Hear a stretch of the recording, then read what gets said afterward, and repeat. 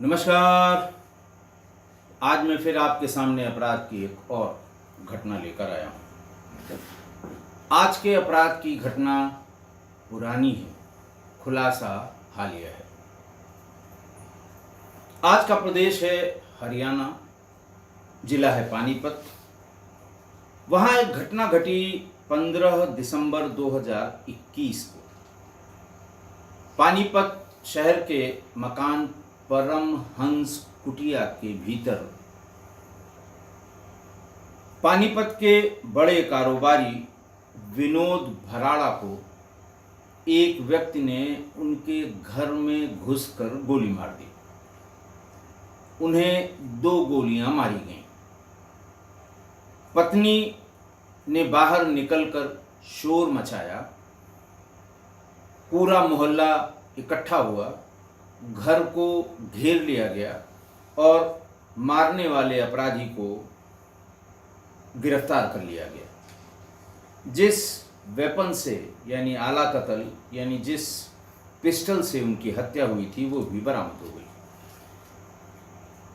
मोहल्ले वालों ने उसको गिरफ्तार करके पुलिस को बुला के पुलिस के सुपुर्द कर दिया और बहुत वाहवाही हुई। अखबारों में निकला कि साहब मोहल्ले वालों ने बड़ी हिम्मत दिखाकर एक हत्यारे को गिरफ्तार कर लिया। हत्यारे का नाम भटिंडा का रहने वाला देव सुनार उर्फ दीपक था। पुलिस को घरवालों ने और बताया कि 5 अक्टूबर 2021 को जब विनोद भराड़ा पानीपत की परमहंस कुटिया के अपने दरवाजे के बाहर गेट पर बैठे हुए थे, तभी देव कुमार उर्फ दीपक अपनी गाड़ी से आया और उसने पूरी स्पीड में विनोद भराड़ा को टक्कर मार दी। विनोद भराड़ा को शायद आती हुई गाड़ी के इंटेंशन को 2, 4, 6 सेकंड पहले उन्हें आभास हुआ। उन्होंने उछल के दूसरी तरफ कूदने की कोशिश की, लेकिन फिर भी वो गाड़ी की चपेट में आ गए और उनकी दोनों टांगें टूट गईं। एक्सीडेंट में तो आने जाने वाले लोग तुरंत खड़े हो जाते हैं, भीड़ आ गई और देव सुनार की गाड़ी का नंबर लोगों ने नोट कर लिया। विनोद भराड़ा के चाचा ने गाड़ी चालक के विरुद्ध FIR लिखवाई। पुलिस ने भटिंडा के रहने वाले देव सुनार उर्फ दीपक को गिरफ्तार कर लिया। घटना के 15 दिन बाद अब एक्सीडेंट में सामान्य रूप से जमानत जल्दी हो जाती है, जमानत जल्दी हो गई और देव सुनार ने किसी के माध्यम से विनोद भराड़ा, जो घर में ही अपने दोनों टांगों में प्लास्टर लगवाए हुए रहते थे, उनसे बातचीत करके सुलह समझौते की बातचीत की कि हम इसका आपके इलाज का खर्चा दे देंगे, जो सामान्य रूप से एक्सीडेंट में लोग करते हैं कि साहब इलाज का पूरा खर्चा दे देंगे, आपको जो नुकसान हुआ है उसकी भरपाई कर देंगे, लेकिन ये कंप्लेंट अपनी वापस कर लीजिए और हमारा नुकसान होगा, बच्चों का नुकसान होगा। इस तरह की बातें लगभग सभी एक्सीडेंट्स में, जिन एक्सीडेंट में लोग घायल होते हैं, इस तरह के समझौते की बात की जाती है और वकील भी यही कहते हैं कि भैया कोई सुलह समझौता करके ले दे के मामले को ख़त्म करो। मुकदमा चलेगा तो किधर ऊँट किस करवट बैठेगा कोई नहीं जानता। तो ऐसी ही एक समझौते की कोशिश देव कुमार उर्फ दीपक ने की, लेकिन विनोद भराड़ा ने बिचौलियों को, यानी जो बातचीत कराने आया था, उसको बुरी तरह से मना कर दिया। फिर एक दिन देव सुनार स्वयं आया और उसने कहा कि साहब मैंने कहलवाया था और मेरा कोई बैड इंटेंशन नहीं था और काहे को उससे ज़्यादा पैसा खर्च हो जाएगा, दुनिया जहान की बातें उसने की। लेकिन फिर भी विनोद भराड़ा अपनी बात पर अडिग रहा। उसने कहा मैं किसी कीमत पे समझौता नहीं करूँगा, पता नहीं प्लास्टर कटने के बाद कभी मैं अपने पैरों पे खड़ा हो पाऊंगा कि नहीं हो पाऊंगा। इस तरह की बातें उसने की। वहाँ से जाते समय देव सुनार ने कहा तो फिर अंजाम भुगतने को तैयार हो।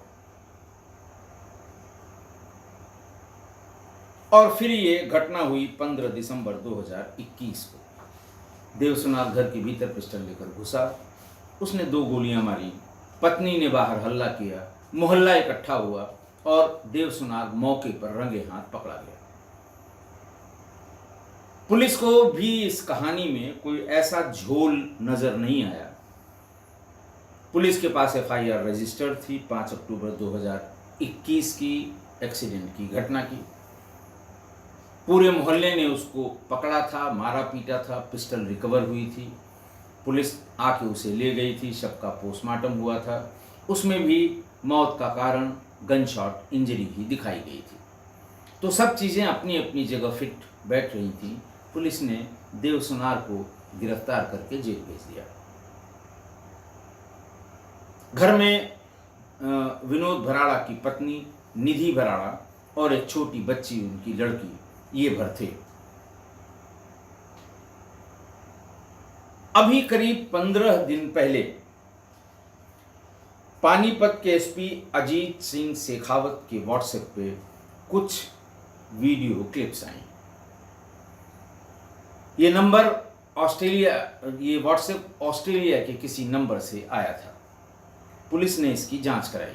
एसपी ने अपने जो साइबर सेल है उसको भेजा और उसकी जांच कराई तो ये पता लगा कि मृतक विनोद भराड़ा का सगा छोटा भाई प्रमोद भराड़ा, उसने ये व्हाट्सएप भेजे हैं। उसने बताया है कि बड़ी मुश्किल से विनोद भराड़ा की जहां हत्या हुई थी तो उसके कमरे के सीसीटीवी की रिकॉर्डिंग, जो उसका बॉक्स होता है रिकॉर्ड करने वाला, उससे हमको मिली है और मैं आपको भेज रहा हूं। इससे ये साफ है कि विनोद भराड़ा की हत्या के दिन उसके हत्या की जानकारी उसकी पत्नी और उसके आशिक जिम ट्रेनर दोनों सुमित, इन दोनों की साजिश से मेरे भाई की हत्या हुई थी। जैसे ही ये पता लगा कि ये दीपक का व्हाट्सएप नंबर है और उसने ये भेजा है, पुलिस ने उस सीसीटीवी की गहराई से जांच की। अब देखिए सीसीटीवी में दिखाई क्या पड़ रहा है। सीसीटीवी में दिखाई दे रहा था कि विनोद के पिता सुरेंद्र भराड़ा वो विनोद से मिलने के लिए उसके घर आए। उनके घर से जाने के ठीक 1 मिनट बाद देव सुनार निवासी, जो पंजाब का बठिंडा का मैंने बताया था कि वो घर में घुसा। पहले वो बहुत धीमी कदमों से चलता हुआ गली में आया और सीधे घर में घुस गया। घर में घुसते ही उसने कदमों की आहट को भी कम कर दिया। बहुत धीरे धीरे घर के भीतर दाखिल हुआ और बहुत आराम से उसने बिना आवाज किए दरवाजे को बंद कर लिया। इसके बाद वो बहुत धीरे धीरे चलता हुआ कुछ कदम आगे बढ़ाया, जहां किचन में विनोद की पत्नी निधि थी। उनसे हाथ जोड़कर नमस्ते किया। मुंह से कोई आवाज नहीं निकाली, हाथ जोड़कर इशारा करके नमस्ते किया और निधि ने भी नमस्ते का जवाब गर्दन हिलाकर किया। कतई उसका कोई जवाब नहीं दिया, लेकिन जेस्चर उसने उसके उस नमस्ते को एक्सेप्ट करने का दिया। इसके बाद उसने हाथों से ही इशारा किया निधि ने कि विनोद किस कमरे में है। कोई आवाज नहीं है, सिर्फ हाथों से इशारा हुआ। उसके बाद देव सुनार ने भी इशारा किया कि घबराओ नहीं, मैं आ गया हूं। दोनों लोगों की ये इशारा उसमें सीसीटीवी फुटेज में बड़ा स्पष्ट दिखाई दे रहा है। उसने सिर्फ ये इशारे से पूछा कि विनोद अकेला है कि विनोद के पास कोई बैठा हुआ है। इशारे से ही निधि ने बताया कि वो अकेला बैठा हुआ है। जैसे ही ये पुष्ट हुआ देव सुनार को कि वो अकेला बैठा है, सीधा वो विनोद के कमरे में दाखिल हो जाता है। जैसे ही वो अंदर जाता है, निधि तुरंत किचन से देव के वारदात करने के बारे में, यानी वहाँ से वो जब झांकते हुए आती है तो ये देखती है कि उसने पिस्टल निकाल ली है।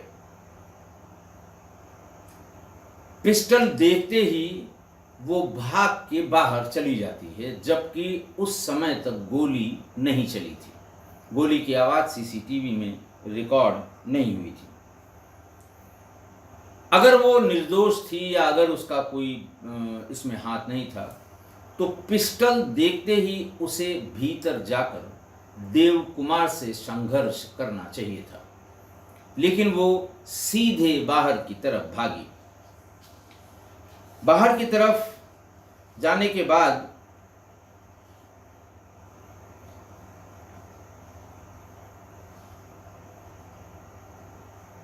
शोर मचाना उसने शुरू किया और स्थानीय लोग घर के भीतर दाखिल हो गए, जिन्होंने दरवाजे के बाहर खड़े होकर बदमाश को वार्निंग दी कि खबरदार, तुम बाहर निकलोगे, भीड़ बहुत है, मारे जाओगे, अपना असलहा फेंक कर सामने आ जाओ। और जब ये लोग वार्निंग दे रहे थे, उसके केवल 20 सेकंड या 25 सेकंड, यानी यूं कहें कि निधि के चिल्लाने के, जब उसने शोर मचाना शुरू किया है, उसके 3-4 सेकंड पहले ही 2 गोलियों की आवाज़ रिकॉर्ड होती है सीसीटीवी में, यानी 2 गोलियां देव ने उसको मार दिया। उस समय जब निधि बाहर निकलकर भाग गई, पीछे पीछे उसकी बेटी भी गई, और बाहर जाकर निधि ने शोर मचाना शुरू कर दिया। पब्लिक ने उसको शोर मचाने पर उसे पकड़ लिया और उसे पकड़ के पुलिस के हवाले कर दिया। ये सीसीटीवी फुटेज में ये दास्तान दिखाई गई। उन्होंने फौरन सुमित और इसके बाद जो नंबर सीडीआर से, चूंकि पहले मौके पर पकड़ा गया था और असलहा मिल गया था, गोली चली थी, कारण पता था कि पहले एक्सीडेंट हुआ है और इसने समझौता करने की कोशिश की है, विनोद भराड़ा ने समझौता करने से मना कर दिया, तो किसी को कोई डाउट नहीं था, इसीलिए बहुत छानबीन इसमें नहीं हुई। 2.5 साल बाद भी जो उस समय निकलवाई गई सीडीआर थी, उस सीडीआर में देखा गया तो पत्नी की बहुत ढेर सारी, यानी निधि भराड़ा की बहुत ढेर सारी बातचीत जिम ट्रेनर सुमित से हुई थी। पुलिस ने 7 जून को, इसी 7 जून 24 को, आरोपी सुमित उर्फ बंटू निवासी गोहाना को सेक्टर 11/12 की मार्केट से हिरासत में ले लिया। सुमित और निधि भराड़ा, इन दोनों से थाने पर सख्ती से पूछताछ की गई। फिर वही थोड़ा सा पुलिस को अपना दम लगाना पड़ा, कुछ श्रेणीबद्ध पूछताछ की गई, लेकिन बहुत देर तक ये टिक नहीं पाए और इन्होंने पूरी बात पुलिस के सामने उगल दी। पुलिस के मुताबिक सुमित के प्रेम में डूबी निधि ने पति की संपत्ति हड़पने के लिए और सुमित के साथ सारा जीवन बिताने के लिए ये साजिश रची थी। पूरी साजिश की रचनाकर्ता या पूरी साजिश की रचने वाली विनोद भराड़ा की हत्या की उसकी पत्नी निधि भराड़ा ही थी। उसने ही देव को 20 लाख रुपए में ये सौदा तय किया कि तुम इस तरह से मारो कि अगर एक्सीडेंट में वो मर भी जाए, तुम पकड़ भी जाओ, तो बहुत जल्दी ज़मानत हो जाती है। 10 लाख हम पेशगी दे रहे हैं और 10 लाख मारने के, अपना काम करने के बाद। लेकिन काम पूरा हुआ नहीं, अधूरा हुआ, उसकी सिर्फ पैर टूटे।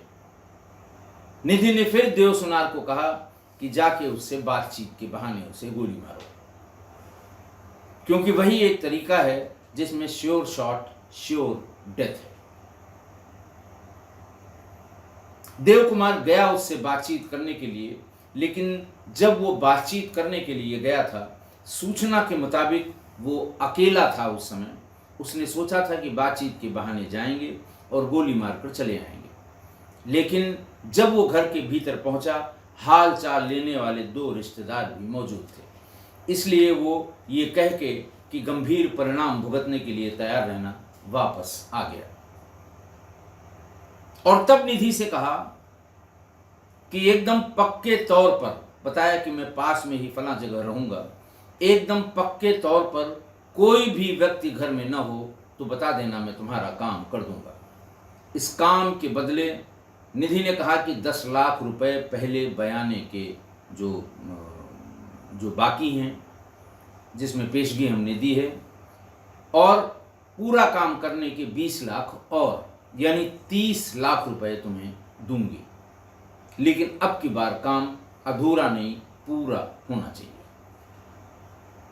पुलिस ने दोनों की बातचीत का डाटा इकट्ठा किया, सारे सबूत इकट्ठा किए। और देखिए, इसमें सबसे गंभीर बात ये हुई कि हत्या के तुरंत बाद जब पोस्टमार्टम हो गया, बॉडी जल गई, तो वो सुमित के साथ ही मनाली चली गई और उसने कहा कि देखा मेरा कमाल।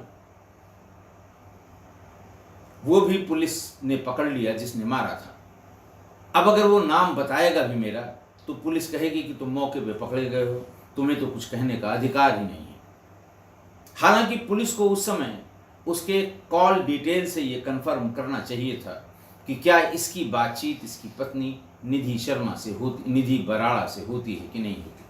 लेकिन अब चूंकि मौके पे पकड़ा गया था, तमाम फिंगरप्रिंट मैच हो रहे थे, तमाम चीज़ें मिल गई थी, तो बाकी किसी ने ये जानने की कोशिश भी नहीं की कि उसकी CDR में दरअसल क्या ऐसा छिपा हुआ है जिससे हम थोड़ा आगे बढ़ सकते हैं।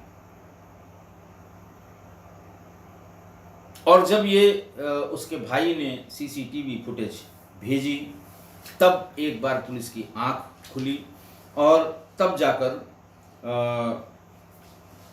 इस घटना के असली रहस्य का पर्दा उठा। पुलिस ने दोनों को, सुमित और विनोद बराड़ा की पत्नी निधि बराड़ा को गिरफ्तार करके जेल भेज दिया। और इस समय ये हत्याकांड, जब ये हत्या हुई थी, उसके 2.5 साल बाद बहुत सुर्खियों में है, बहुत चर्चा में है, क्योंकि पत्नी के बारे में भी उसके लोग जानते थे। विनोद का बहुत बड़ा ग्रुप था, मतलब सोशल सर्किल बहुत बड़ा था, उसको भी लोग अच्छी तरह जानते थे। आज की घटना देखिए, आज की घटना में एक जिम ट्रेनर और शादीशुदा महिला के बीच प्रेम प्रसंग के कारण एक निरपराध पति की हत्या हो गई। निधि प्रतिदिन जिम जाती थी, हर दिन, और जिम जाते जाते जिम ट्रेनर से उसके संबंध हो गए। जब वहां पर वो दोनों लोग अपना प्रेम प्रसंग चलाया करते थे, तो उनको पब्लिक की भी नजरों से 2-4 होना पड़ता था। ये तो फला है, ये तो फला है। निधि ने दिमाग लगाया, उसने कहा ऐसा करिए कि ये 2 इक्विपमेंट मैं खरीद देती हूं, अपने घर पे लगवा लेती हूं। मैं जिस दिन ना आऊं जिम में, उस दिन तुम आकर हमें घर पर ये ट्रेनिंग करा दिया करना। ये लोगों की आंख में या घर वालों की आंख में या विनोद की आंख में धूल झोंकने के लिए ये 2 इक्विपमेंट लाकर घर में रखे गए। खरीदा निधि ने ही और घर में लगवा दिया। विनोद जब जब बाहर अपने कारोबार के सिलसिले में जाता था, तो ट्रेनर घर में ही निधि को ट्रेनिंग कराता था, जिम ट्रेनर।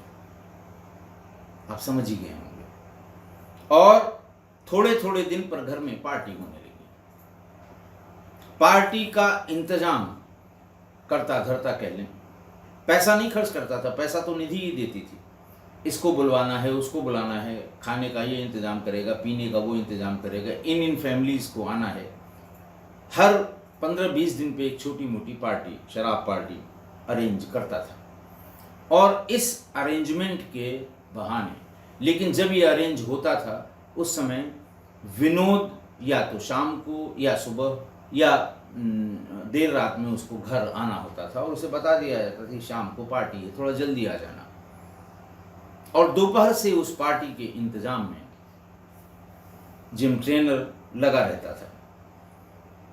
सुमित का घर में आना जाना, फ्रीली आना जाना, इसको फैसिलिटेट करने के लिए या विनोद की आंख में धूल झोंकने के लिए उसी से ये सब इंतजाम कराया जाता था, ताकि जब विनोद आए तो वो देखे कि अरे भाई इसने तो बड़ा बढ़िया इंतजाम कर रखा है।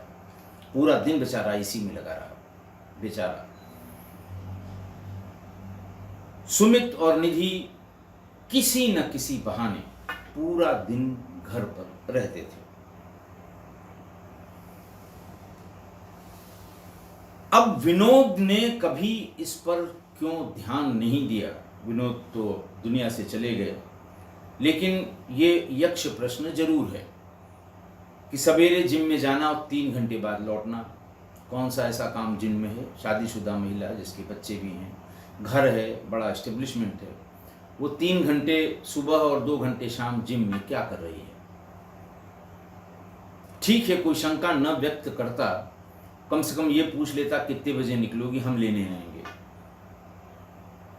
या फिर वहां पास से गुजरता और कहता कि तुम कहाँ हो, जिम में हो तो मैं नीचे खड़ा हूं, मैं आ जाता हूं लेने। तो थोड़ा सा दिमाग में डर, भय, हया, संकोच कुछ तो दिमाग में आता जरूर, लेकिन विनोद ने ऐसा कुछ नहीं किया। और फिर जब घर में ट्रेडमिल लगवा ली गई और 2 एक इक्विपमेंट जो लगवा लिए गए, उसके लिए भी ये नहीं पूछा कि भाई जब जिम जाती हो तो इसको घर पे लगाने की क्या ज़रूरत है। या हो सकता है पूछने पर उसने कहा हो कि कभी कभी नहीं जा पाते हैं, देर रात कहीं शादी से आए, कहीं पार्टी से आए और सवेरे उठकर नहीं जा पाए, तो ऐसे में मैं सुमित को घर ही बुला लेती हूँ, क्योंकि जिम की या रियाज वर्जिश जिसे कहते हैं पुराने जमाने के लोग, वो कंटिन्यूअस होनी चाहिए, उसमें गैप नहीं होना चाहिए। और उसकी इस बात पर विनोद ने यकीन भी कर लिया कि हाँ बात तो सही कर रही है, लेकिन कभी कभार बीच में घर पर आना चाहिए था। हो सकता है ये बात पहले पता लग जाती और नौबत यहाँ तक नहीं आती। तो ये विनोद के पार्ट पर बड़ी लापरवाही थी, बहुत बड़ी लापरवाही। और सुमित घर में जब उसका इतना फ्री एक्सेस हो गया तो उसे घर के पैसे, रुपए, धन, दौलत, जायदाद सबका अंदाज लग गया। कितने मकान, कितनी दुकानें, कितने प्लॉट, कितना अकाउंट में रकम, सब धीरे धीरे करके उसने उससे जान लिया। और तब उसे उकसाना शुरू किया कि इसके रहते कब तक हम लोग छिप छिप कर मिलेंगे, कोई परमानेंट इंतज़ाम करो, इसको रास्ते से हटाओ, सब कुछ तुम्हारा हो जाएगा, तुम्हारा हुआ तो मेरा हो जाएगा। यही बात बार बार समझाने पर शातिर निधि की बात समझ में आ गई। उसने देवसुनार को लाखों रुपए दिए। देवसुनार को मिलवाया सुमित नहीं था कि डेयरिंग लड़का है, मेरे जिम पर आता है और उससे बात कर लो, वो ये सब काम करा देगा। देव से बात हुई, मारने के 20 लाख रुपए। काम पूरा नहीं हुआ या आधा काम हुआ तो 10 लाख की पेशगी में काम चल गया। अगला काम करने के लिए 20 लाख और पहले वाले मसले की जो शेष धनराशि है 10 लाख, वो यानी 30 लाख रुपए में उसे ये काम करना था। काम पूरा इसलिए नहीं हुआ कि वही उसके आने का हल्का सा अंदाजा 3-4 सेकंड पहले लगा। उछलने की कोशिश की तो चोट सिर्फ जांघ और उसके नीचे पैरों में लगी। और शातिर महिला ने यह सोचा कि ये आ गया है, हाथ में पिस्टल हमने देख ली है, अभी ये मारेगा। इसके पहले ही अगर मैं बाहर शोर मचा के इसको पकड़वा दूंगी तो फिर कोई ये बताने वाला नहीं होगा कि ये काम किसने कराया है और कितने पैसे में कराया है। और इस अपने इस प्लान में, अपने इस प्रोग्राम में वो सक्सेसफुल भी हो गई।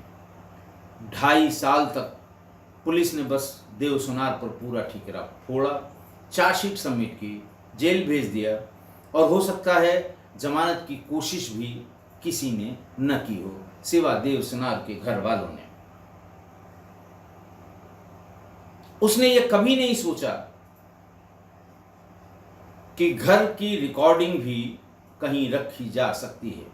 हुआ यूं था कि उसने उस जो बॉक्स था उसको निकाल कर उसकी जगह एक नया एम्प्टी बॉक्स लगा दिया था। जब पुलिस वाले घटना के तुरंत बाद आए तो उन्होंने कहा साहब वो खराब हो गया था, नीचे गिर गया था, उसको मैंने फेंक दिया और ये नया इस पे लगवाया है, लेकिन इसमें रिकॉर्डिंग अभी तक नहीं हो पाई। मुझे बुला कर दिखाना था लेकिन मैं दिखा नहीं पाई। इस तरह का कोई झूठ। असल में पुलिस ने भी ज़्यादा जानने की कोशिश इसीलिए नहीं की कि हत्यारा मौके पर पकड़ गया है, मैं आला कत्ल के, मैं पिस्टल के पकड़ गया है। उसमें और कुछ जानने के लिए और कुछ कोई चीज़ बची थी नहीं, इसलिए बहुत जोर नहीं दिया गया। वो लाकर रख दिया गया। भाई अपने भाई की मृत्यु पर आया, उसे सामानों में ढूंढते ढांढते किसी बक्से में वो दिखाई पड़ गया डीवीआर। वो उसको चुपचाप उसने वहां से निकाला और अपने किसी दोस्त के यहाँ उसे रखवा दिया कि इसको मिलेगा तो ये डिस्ट्रॉय करेंगे और हम कभी फुर्सत में आएंगे तो जानने की कोशिश करेंगे, क्योंकि उसको भी बहुत कम डाउट था। थोड़ा थोड़ा 2-4-6 महीने पे उसे ये लगता था कि ऐसा हो नहीं सकता, देव सुनार ने अगर कुछ किया होगा तो जरूर किसी न किसी के इशारे पे। पुलिस से उसने कई बार कहा कि साहब इसको जरा डीपली इन्वेस्टिगेट किया जाए, ये केवल एक एक्सीडेंट का फैसला या उसकी सुलहनामा न करने के कारण कोई किसी को मार देगा, ये बात समझ में कम आती है। लेकिन पुलिस ने भी बहुत ज़्यादा ध्यान दिया नहीं। अभी 20-25 दिन पहले जिस दोस्त के पास वो डीवीआर रखी हुई थी, उसने फ़ोन करके बताया कि यार डीवीआर कहो तो एक बार हम चेक कर लें। उसने कहा हाँ भाई चेक करा लो। डीवीआर की रिकॉर्डिंग चेक करते ही उसके पैरों तले जमीन खिसक गई और उसने पूरी रिलीवेंट क्लिप व्हाट्सएप के जरिए, जितने एमबी से ज़्यादा की नहीं भेज सकते, 4-5 टुकड़ों में विनोद के भाई को भेज दी। विनोद के भाई ने जब देखा वो भी हक्का बक्का रह गया। उसने फौरन जो एसपी थे उस समय उनको बताया, पानीपत के एसपी अजीत सिंह शेखावत को, उनको भेजा। पुलिस ने भी देखा तो उसके होश उड़ गए। पुलिस ने फौरन उसको आगे बढ़ाया। आगे बढ़ाने के बाद असली मुलजिम को या असली लोगों को गिरफ्तार किया। देखिए मैं बार बार कहता हूँ, बहुत बार कह चुका हूँ, कम से कम 150 अपराध के बारे में तो कह ही चुका हूँ कि जब भी घर में फ्री एक्सेस दी जाएगी और ऐसी घर में जहाँ पर महिलाएं और लड़कियां हैं, तो ये सब होना बहुत लाजिमी है। नहीं देना चाहिए, कोई भी हो, कितना भी सगा हो, कितना भी नज़दीक हो, कितना भी अच्छा हो, लेकिन फ्री एक्सेस तो बिल्कुल नहीं। आइए नाश्ता पानी करिए, जब मेल मौजूद हो हाल चाल लीजिए, निकल जाइए। लेकिन विनोद की गैर मौजूदगी में 4-4, 5-5, 6-6 घंटे घर में रहना, ऐसा नहीं था कि विनोद को ये बात पता नहीं लगती थी, पता जरूर लगी होगी, क्योंकि पड़ोसी उनका ध्यान इसी पर रहता है, कौन कितने बजे आया और कितने बजे निकला।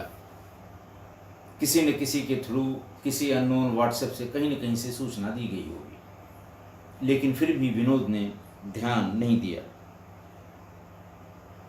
क्योंकि विनोद ने न तो इन सब बातों को समझा और न समझने की कोशिश की कि घर में महिला है, एक बच्ची है, छोटी बच्ची है, जवान महिला है, पत्नी है, और एक आदमी रोज वहीं जिम की ट्रेनिंग करा रहा है। अगर उसने समझने की कोशिश की होती तो वो जान से हाथ नहीं धोता। आशा है आप मेरी इस बात से सहमत होंगे। आज के लिए इतना ही। बहुत बहुत धन्यवाद।